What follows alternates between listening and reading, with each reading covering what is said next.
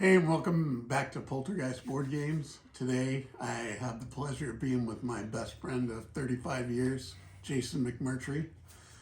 Today, we are going to do a playthrough of War at Sea miniatures. This is a game that he introduced me to back in, was it 2010? It was 2012. Well, I'll tell you the whole story. It was 2012. It was June. It was, and Scott actually played this game first. You did. I remember he's got the memory. I have old fog brain, so that's why I hang out with him. Yeah, exactly. I keep him on point. Yeah. He introduced me to this game, through, I believe it was released in 2010. Was it 2010? Yeah. We were big Axis and Allies board game players.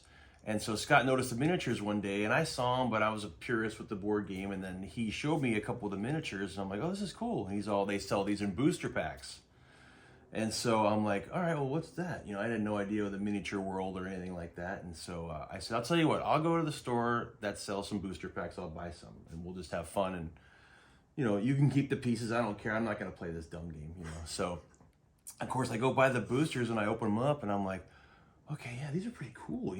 Not even knowing what a booster was, you didn't realize that you're buying just random pieces. You don't even know what you're getting. And I got hooked on that right away. And yeah, because the detail on these, that's the Tennessee. This is the Tennessee. Yeah. So it's super detailed.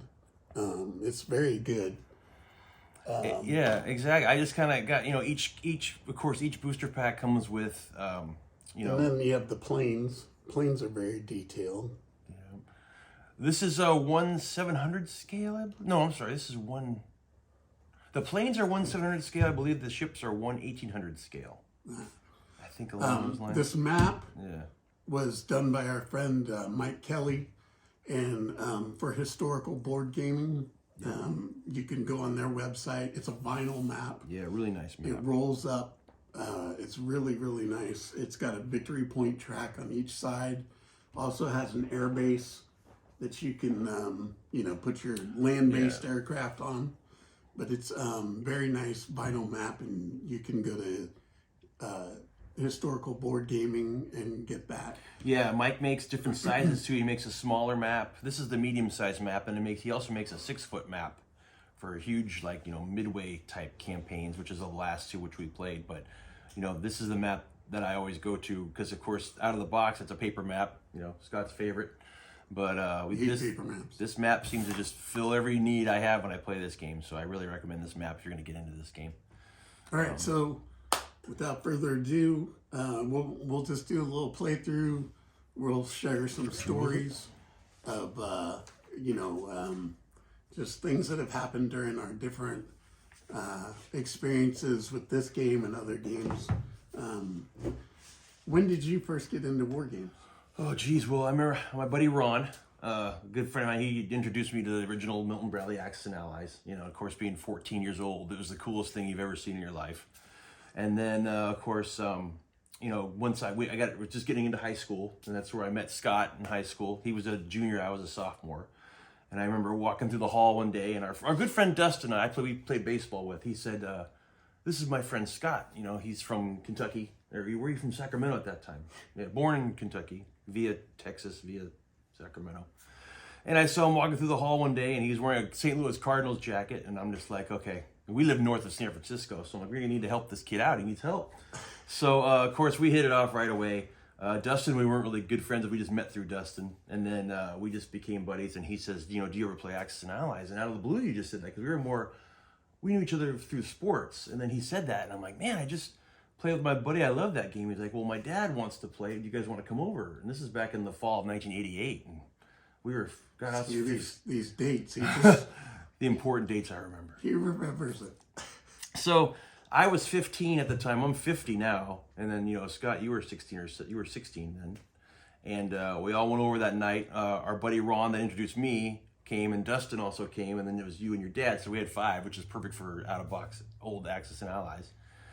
And I remember playing, I was the U.S. I didn't really know what I was doing at the time. I know my job was to just buy stuff, and I was kind of buying things. I remember your dad going, when are you going to send that stuff over to me? He was so pissed because I think he was England. And I remember, so you must have been, I think Dustin was the UK. I think you were Japan. I'm guessing Ron must have been Russia. But I remember... Germany. Someone was Germany. Who was Germany then? Your dad? I think your dad was... Anyway, yeah. I don't remember that, sorry. But I just remember playing that game with your dad, and he was just the coolest dude, you know, Vietnam veteran, tank commander, a military man. He was just into this game, and you know, it made me infectious into how he loved the game, and some of the things he'd say and the stories he'd tell us, and just, you know, some of the moves we'd make, he'd go, "Are you sure you want to do that?" You know, if we were playing against him, he'd really try to get in your head. He'd try to get into your head. Are you sure you want to do that? Yeah. And I'm like, yeah, I'm pretty sure. And then, you know? and then it'd make you pause, and you'd be like, I don't want to do that.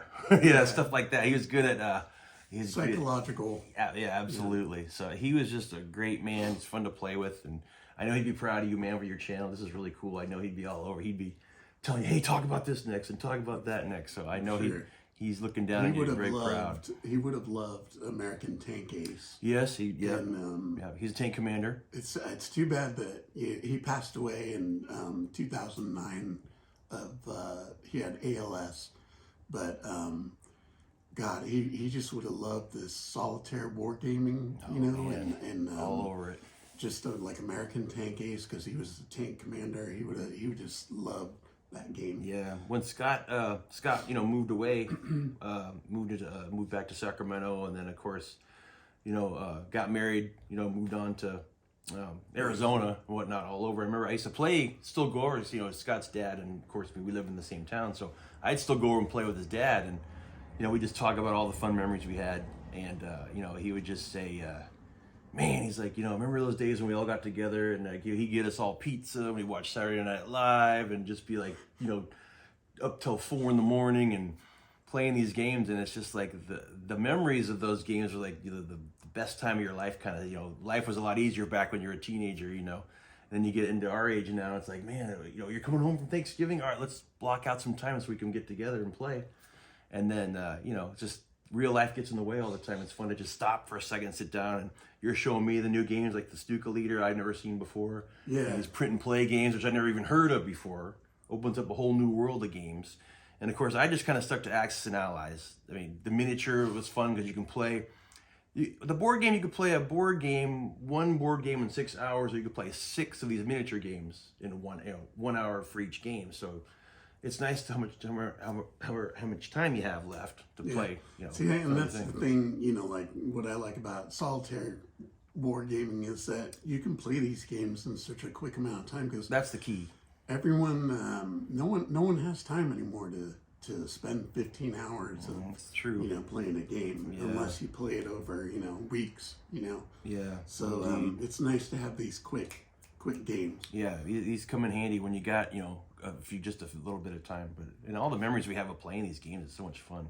Because I remember when, you know, Axis and Allies came out with in 1999, I believe they came out with Europe, you know, just the European version of the game, and I love that because it's just, you know, you don't have to worry about island hopping and all that. It's like, okay, here's the you know, the Russian line in Germany. You can just battle there with a little bit of UK and a tiny bit of US, and that game was a blast. And that was the game I always introduced people with. You know, you don't have to worry too much about sea battles and stuff, which is fun, but to get the, you know, the mechanics of the game, you know, buy your tanks, roll your tanks, blow up your tanks, buy more tanks, you know, stuff like that. So, and then of course Pacific came out in 2001, and that was right about the time the Pearl Harbor movie came out. This is like Board Game Geek right here. If it's Axis and Allies only, if it's anything else, I'm going to be like, what are you talking about? He's got all the dates. He's just like, I couldn't even tell you when they came out, but. Yeah, so then that game came out right around when the movie came out with Ben Affleck, everybody's favorite movie in the world. You know, that we played that a ton with your dad. Yeah. And you know, I remember just saying, "Okay, watch this. I'm gonna do this." I'd move like 20 pieces, and you guys were. I think you guys were. I was Japan. I remember that, and you guys were the Allies. And you're like, "Jeez, I got really good at the game. I got good at the game from playing." If a lot of you remember Axis and Allies, there was an electronic, a Microsoft game, you know, the disc. I forget the company that makes it. I can't remember. There was also Iron Blitz version of it. anyway, I would play that board game, that video game a lot, and that taught me really how to, play this game really, really good, I thought. And then, I used those skills playing as, you and your dad, and he's like, geez, he just keeps dodging bullets in this game. And so that was always fun. And then, of course, 2007 or 2006, I'm sorry, that was Battle of the Bulge came out. I believe 2008 or 9 was Guadalcanal. And then, of course, 2010, they re-released Pacific and they re-released Europe and they made the global game, which I played that a few times. It's a little too long for me. The few times I played, I just kind of noticed it's like 5 hours, 6 hours of building up your armies and then a half an hour of battle. And then it's kind of over. And I shouldn't say it like that, but the few times I played it, it seemed like we're just building up armies all for hours and hours, and then we just have the battle, and that's it. It's kind of like, that's fun, don't get me wrong, but it's like, I'd rather play a quicker game for me. So, and then of course they did Axis and Allies and Zombies, which I never played and I laughed at, but I hear it's pretty fun. People actually give it, if you're not going to be on the next edition. Not going to be on board game, Poultergeist Board Games anytime soon. You will not see an unboxing of that. Okay, no, yeah. Sorry. Yeah, so. I just am not, I'm not a zombie guy. No. Of course, 2008, they had the great game, the Axis and Allies, the 1941, and, oh shit, it's not 41, it's, crap, I can't think of it. The cool one. Anniversary edition? Yes, AA50. That was, I believe that was 2008. And that came out, and that's pretty much, I think if you had to poll every Axis and Allies player, I think that might be their favorite game. It seems like everybody likes that game because it's got Italy, it's got air bases and naval bases. And of course, they re-released it back in, when did they re-release it, Scott? I want to say 20. So that game came out, and then of course, in I think 2013, they did Axis and Allies World War One. And that game is a meat grinder. I played that game. I got that. And it's just constant. It feels like World War One. You're just slugging it out, dude. And when they made that game, they didn't give you enough pieces to actually set the game up. It's really bizarre they did. Of course, they re-released it just I think a year or two ago, because it's crazy prices on eBay, $200 I think. I gave my copy to a friend of mine. I just not for me. The board was kind of shaped like a diamond. Remember how the board was? Oh yeah. Sort of like that. It was cool, but I'm not. World War II is just what I'm just used to knowing. And now, have you played any other eras? Like Napoleon or Civil War. Now I did get into Napoleonics from Command and Colors. I think is that GMT makes that game? I think so, yeah. I think so, GMT, yeah. My good buddy Mike Kelly that made this map, he introduced me to that, and that was a lot of fun, card driven. I've actually looked at that, the Command and Color series, and so you enjoyed it? I played that a lot with him, yeah, that was a lot of fun. That's the only other... It's 2-player, right? Correct, yeah. That was the only other blocks. You had to sticker each block. It took you about 4 years to put the game together. I had free time. So I got all the armies. There's Prussia. There's what other armies? I can't think of it right now. The Austrians. They got all the different factions. But that game was a lot of fun. Quick. For me, that's the number one reason why I want to play a game is how fast it is. Like I said, I'd rather play a lot of other games in one day than play one game all day.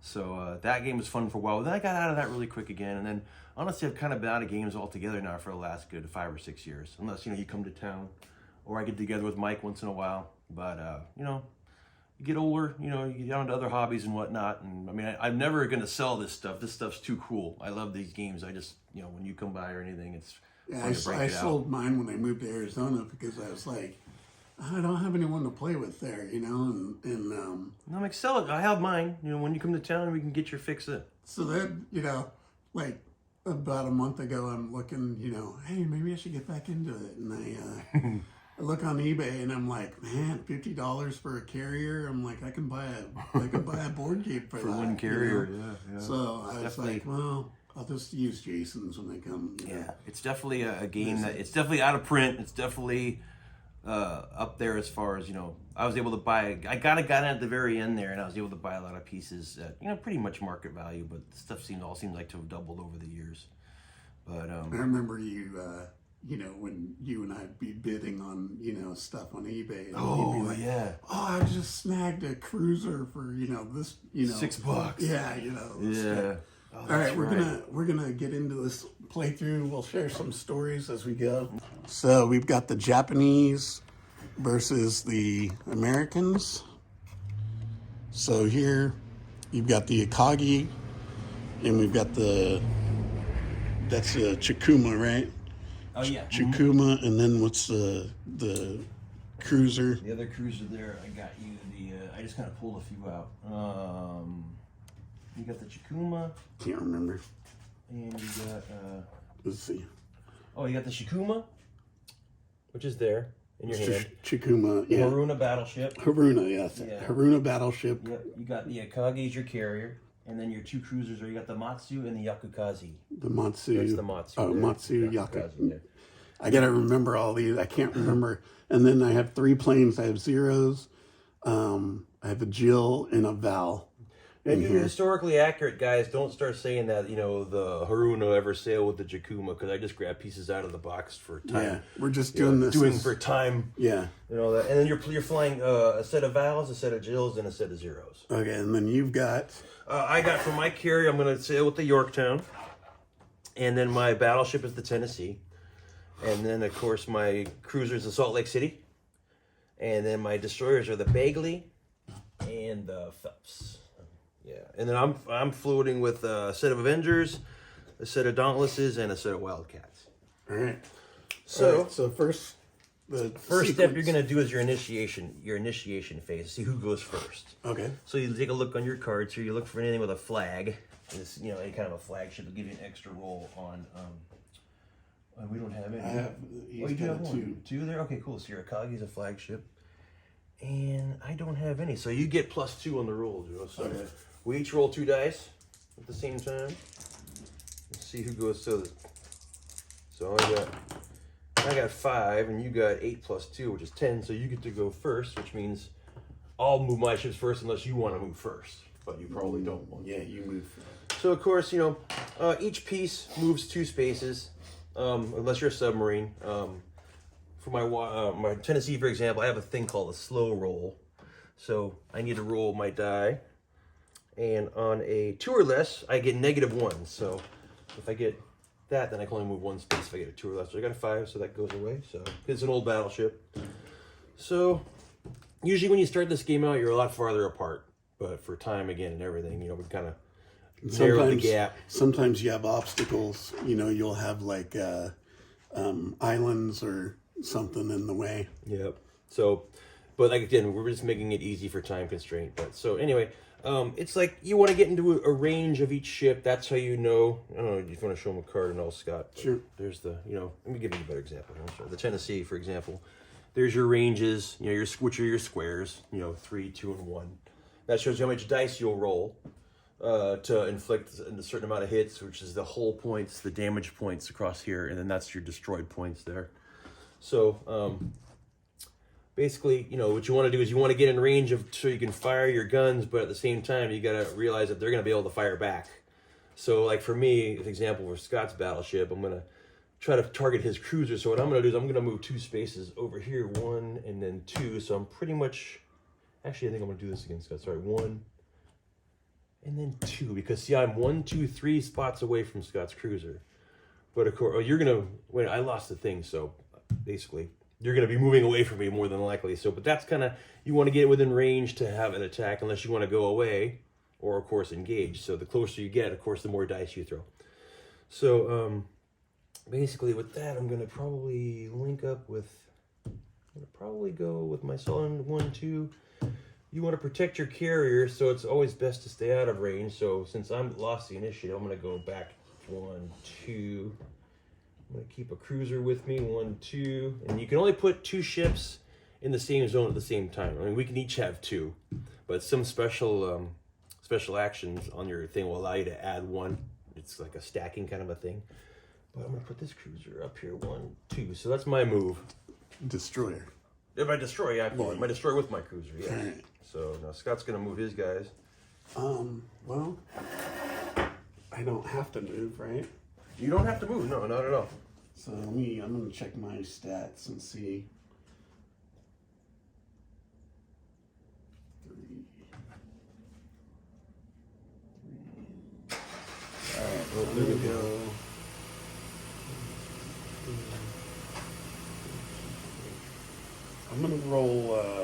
I'm going to have my battleship is going to attack him, and he gets to roll 11 dice. And let's see. You're gonna get closer, huh? You don't have to, of course. But don't get too close. Actually, I'm gonna go. I have an extended range 4, so I can actually go. I can go 4 spaces. So 1, 2, 3, 4. I'm gonna hit the battleship with 11 dice. Okay. So Scott's gonna throw 11 dice. Every 6 counts as 2 hits, and then every 4, 5s, and 6s count, but 6s counts as 2 hits. So I'll check my card, make sure I don't have any defense against his shooting, which I have a torpedo defense. That's all I have. So you're shooting main guns, though, correct? Yep. So I unfortunately left my dice tower at home, so we have to do it the old-fashioned way. What Scott's hoping to do, I don't know if you're getting a glare or not, but he's hoping to get 8 hits, because 8 hits will reduce my hull points down. The goal is to reduce your hull point down to 0. That'll sink your ship.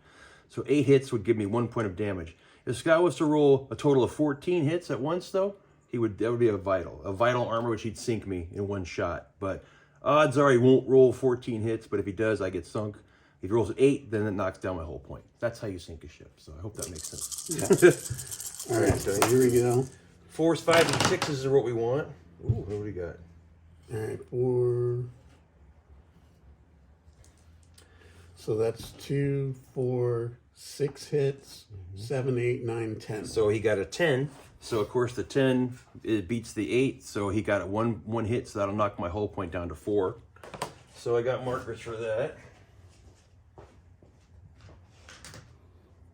So it'll be 1 point of hull damage for this guy. Oh, I remember these markers. Yeah. Where'd these come from? These are masonite tiles that I believe, again, Mike Kelly introduced me to them. I think those came from HBG also. Yeah, these are really I don't know cool. if they're for sale on their website anymore. They're from a long time ago. They were like the first ever kind of prototype marker. I mean, out of the box, they're little tiny cardboard markers like every other game, I guess. But so, all right, so now I can do a second gun attack, right? Is it range 4 or range 3? You got anything that can reach? 3. Okay. So I can do, and this ship has second and third. Tertiary, huh? Secondary, tertiary? Secondary and tertiary. So here's secondary. You'll see there secondary gun, tertiary gun, and that's an aircraft down there, which we'll do later on. So I'm going to do a secondary, and it's a range 3, so I'm going to hit the cruiser, and I get to roll 5 dice. So 4, 5. My Salt Lake City. I got a 4 and a 5. 4 and a 5. So Scott only got 2 hits. He needed to get 4 hits, so that's a miss. All right, so miss there. And then range 2, there's nothing range 2. So he's done. The Chikuma, he can go range 3.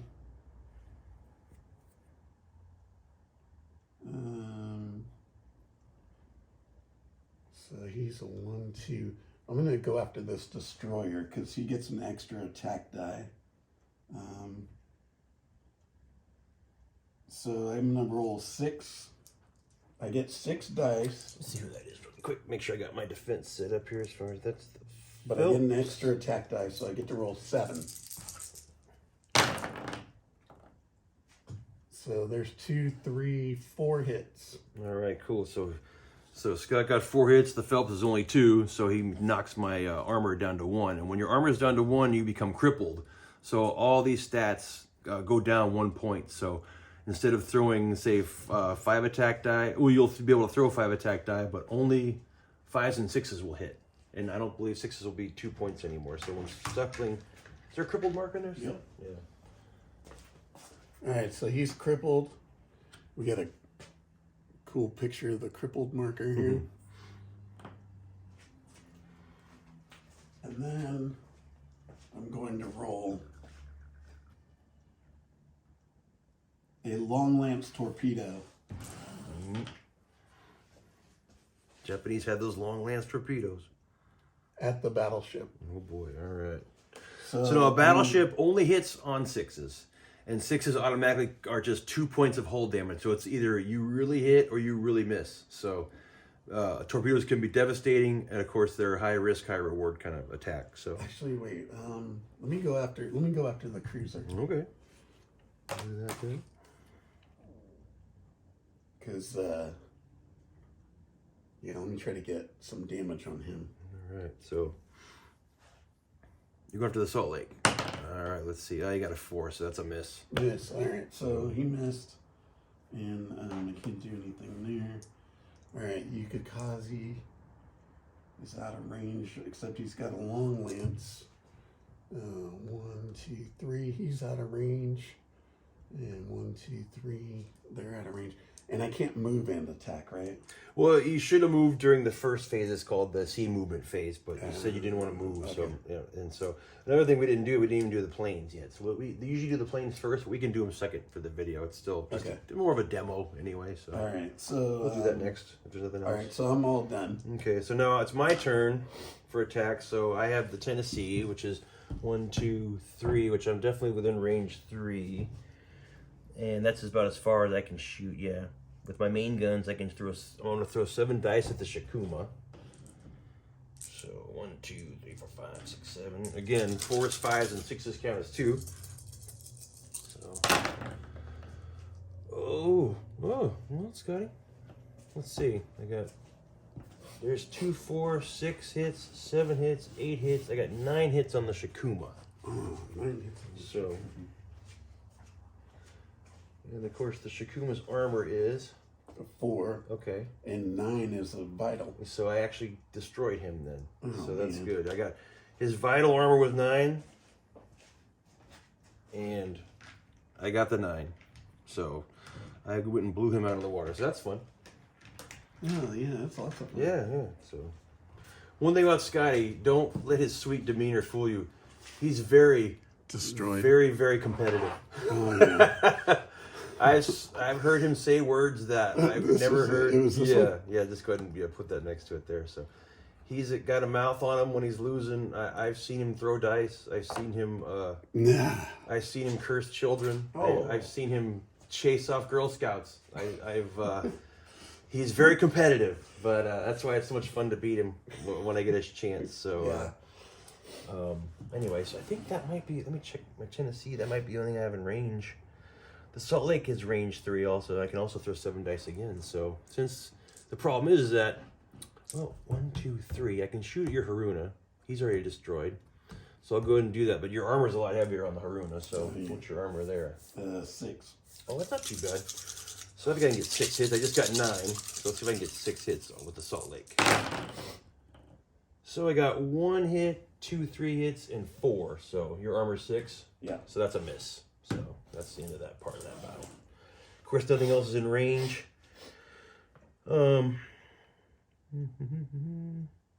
Yorktown, that's a 3. No, that's all I have in my range. So that's it for the surface attack phase of the game. So basically what would happen now, but we should have did our airplanes first. So basically, Scott's ship gets removed because it's the end of, well, actually, yeah, it's removed because it's destroyed. So you can go ahead and take that off. My damage, of course, stays. And then now we would do planes. So, basically, the Shikuma is worth 9 points. You know, that's just how much it costs when you do a build. I'm sorry, 21 points.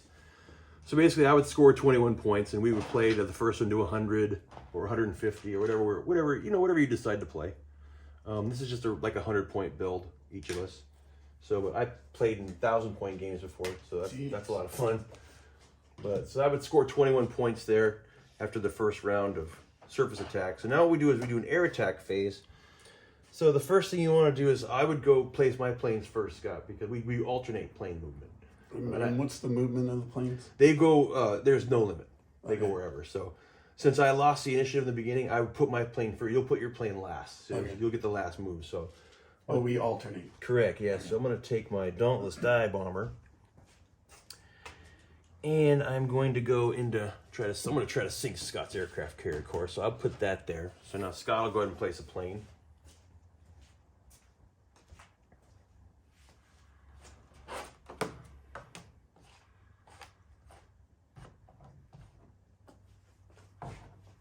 All right, so I'm going to take the Val. Where's the Val? Which one? The Val's the one in the back there. Right. Yeah. Take the Val, and I'm going to go after his carrier. You sucker. All right, I'm going to take my Avenger, and I'm going to do the same thing, going after that aircraft carrier. And then I'm going to take a Jill and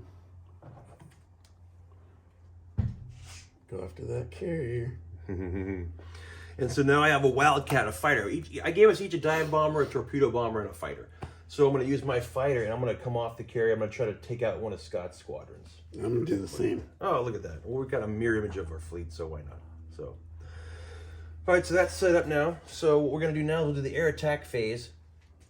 And what I'll do is, since I lost initiative, but I'll still go first because, well, let me read that really quick because first players, second player. I'll go first.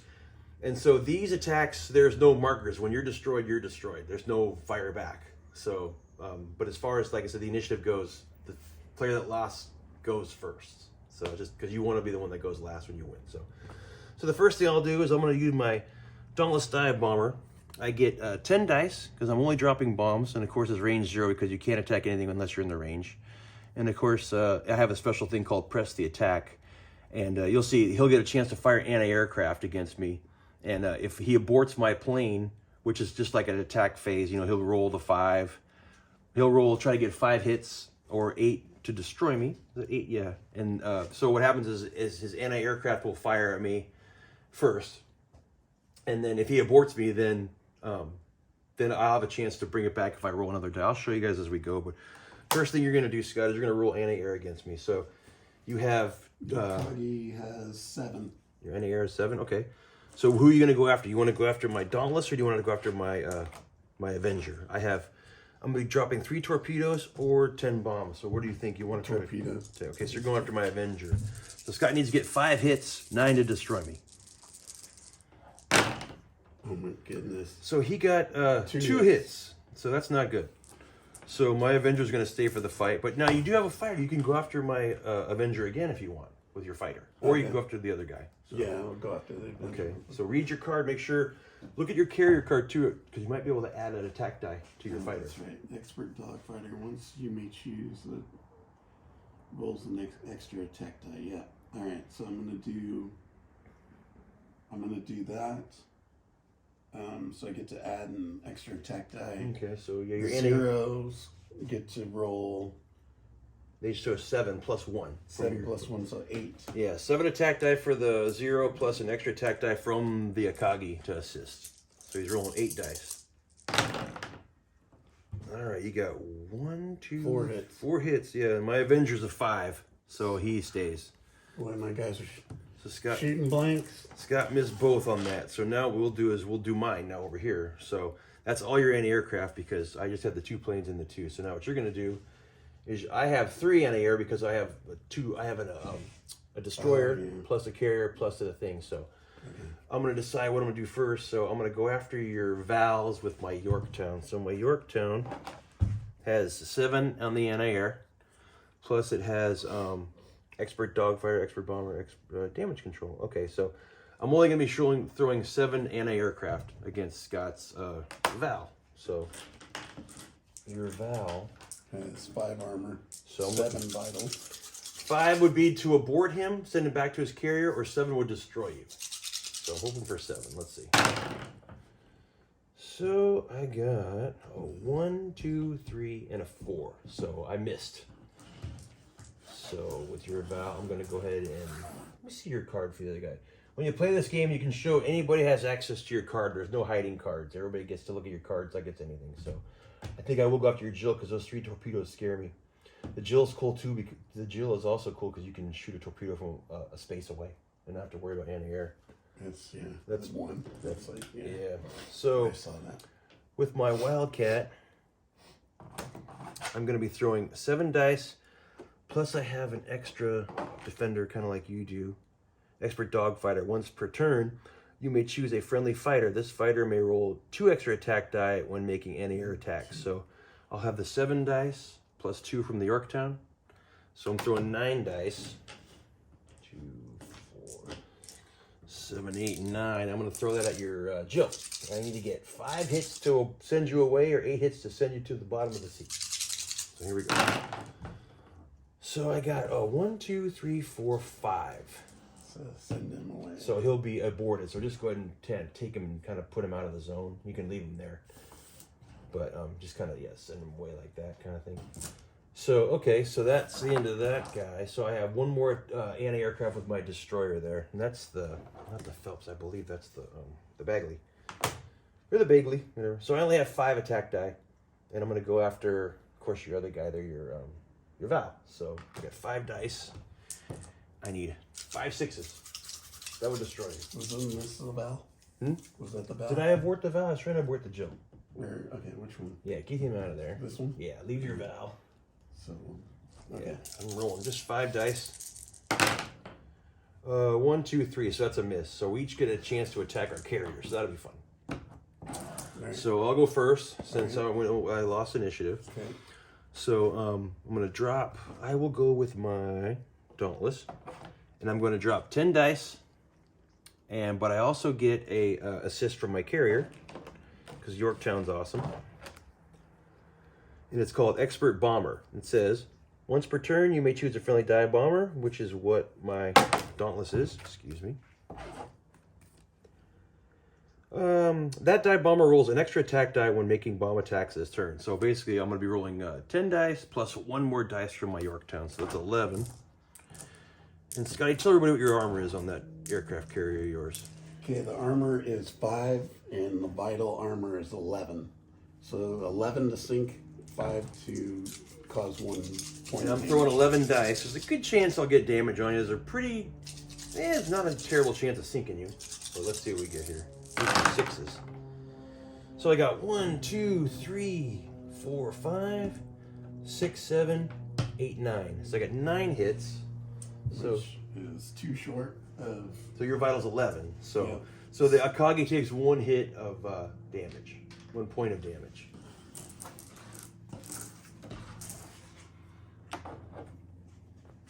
Okay.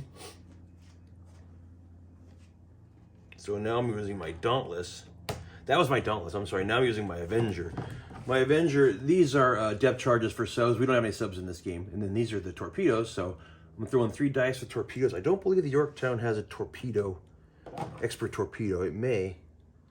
No, it just has dogfighter and bomber. So there will just be 3 torpedoes thrown, which is again really simple. 3 dice, 6s hit, or nothing hits. So, but every 6 is 2 points of hull damage. So 2 6s could be bad for you. Yeah. So let's see what happens. You're all about to hear Scott swear, like I was talking about earlier. So you might see a table get flipped over. He might ride one of my bikes out of my garage into the street. He might tip over one of my garbage cans. We don't know. Let's find out. Come on, 6s. Come on, Angry Hulk Scott.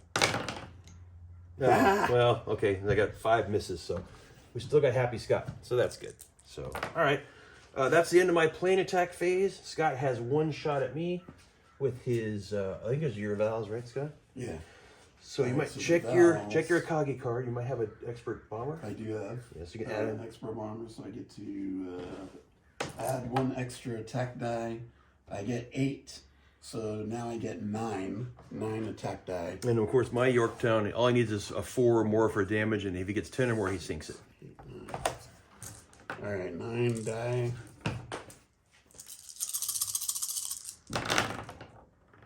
There we go. Oh, 2, shit. 4, 6, 7, 8, 9, 10, 11. So my Yorktown just got blown to pieces. It's fitting, yes. So I think I'll be the one swearing here and throwing my own garbage cans around, but not for the camera in case there's kids watching. But dang it. So Bye. what? Well, hey, see you go, Scott. Happy Thanksgiving and have a safe trip back to Tahoe. But so yeah, he destroyed my Yorktown. So basically, what happens now is my planes.